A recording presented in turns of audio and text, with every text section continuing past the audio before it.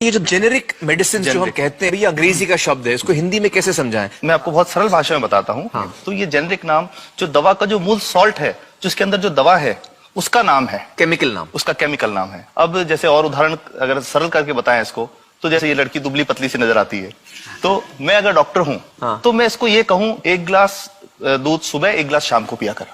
पर चिकित्सा के व्यवसाय में दुर्भाग्य से हमारे देश में ऐसा नहीं हो रहा।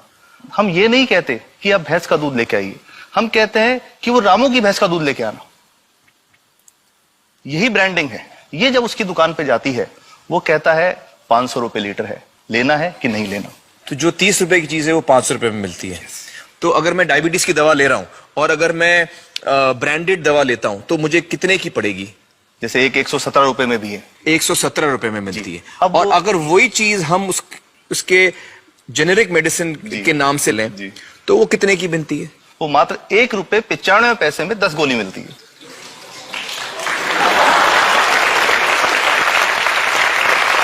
और दोनों गोलियों में कोई फर्क नहीं है किसी किस्म का? 100% समान, क्योंकि इसकी उत्पादन लागत ही इतनी है। उसका manufacturing, packaging, transport, retail margin, जो उसके मार्जिन जो हैं, जो हमारे ज्यादा उतने वो सब मिला करके उतने की ही पड़ती है।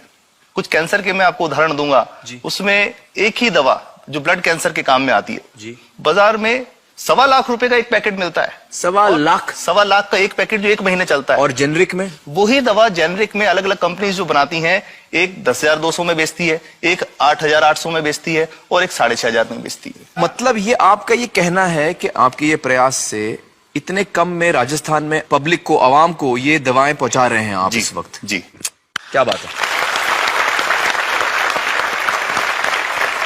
मेरा ये सवाल है कि डॉक्टर्स जो हैं वो हमारे पर्ची पर जी जेनेरिक नाम क्यों नहीं लिख के देते?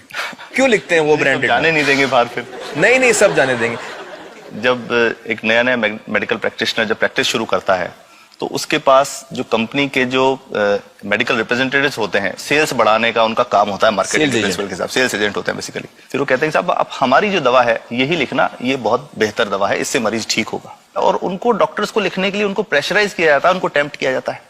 तो ये इसमें बहुत बड़ा कारण है जो दवा की कीमत को उसकी वास्तविक कीमत से 5-10 गुना, 20 गुना तक बढ़ा देता है। एक बहुत बड़ा कारण है, क्योंकि हमारे पास जब हम टेंडर करते हैं तो बहुत सारे कंपनी वाले आते हैं, जो भारत की जो सबसे बेहतर कंपनियां, जिसके भी नाम, वो रेपुटेड कंपनियां जिनके नाम आप ले सकते हैं, वो सभी हमें वो उसको जो 70 रुपए की है उसको 2 रुपए में, 5 रुपए में दे रही है। 30 रुपए की दवा 2 रुपए में दे रही है। इतना ज्यादा फर्क।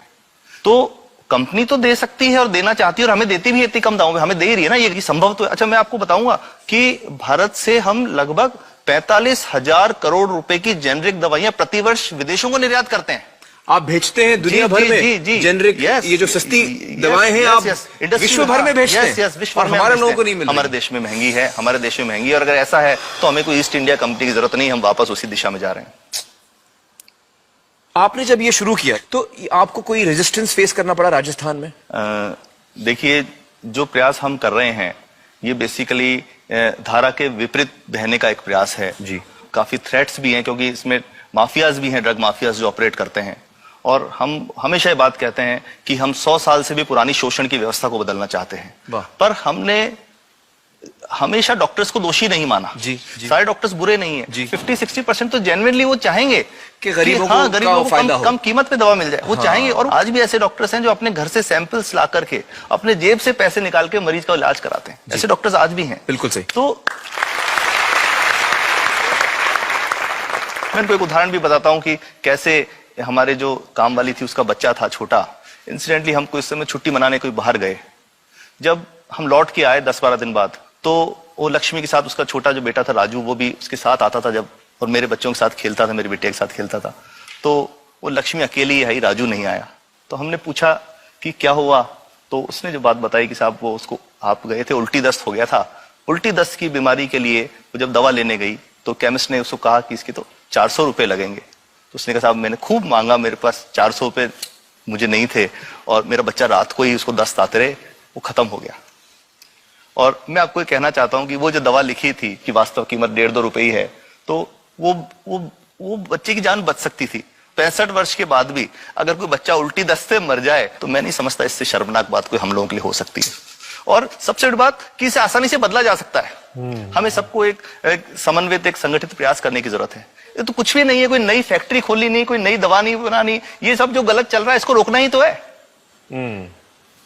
तो दोस्तों, डॉक्टर समित की बातों से हमें यह पता चला है कि दवाइयों का जो कॉस्ट होता है, जो उनको बनाने का खर्च होता है, वो बहुत ही कम होता है और हमें इन कम दामों में ये दवाइयां मिल सकती हैं अगर हमारी राज्य सरकार जेनेरिक मेडिसिन की दुकानें खोले, जैसे राजस्थान सरकार ने किया है और जिसके लिए हम उन्हें सलाम करते हैं।